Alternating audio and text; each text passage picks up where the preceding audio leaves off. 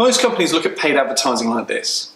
So they'll spend money on it for as long as they have to, but the moment that they can stop because they're generating enough leads via organic means, they're going to stop, right? They'd rather not spend the money. Now, for 10% of companies, that's a perfectly sensible attitude. For 90%, however, it's nonsense. So let's quickly start with the 10%. For some companies, scalability is a real barrier. They can't do it without losing touch of the thing that makes them special, and therefore they just want to generate leads as cheaply as they possibly can.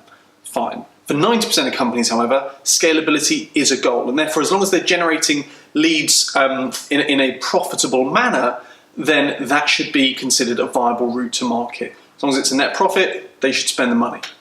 Let's put it another way. Let's imagine that I run a firm of solicitors, and let's imagine that each client is worth £1,000 to us, and on average they stay with us for 9 months. And let's imagine that, as for many professional service companies, our target is about a 33% profit rate.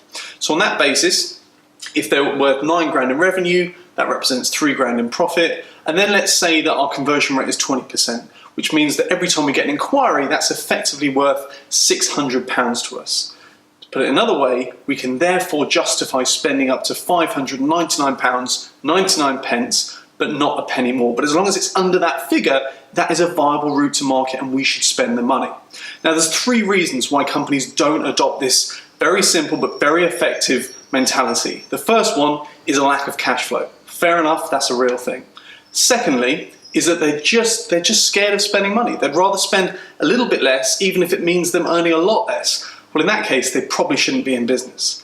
The third explanation, which I think is the most common among sort of entrepreneurial types, is that they're just not in control of their numbers and therefore they can't make these accurate forecasts.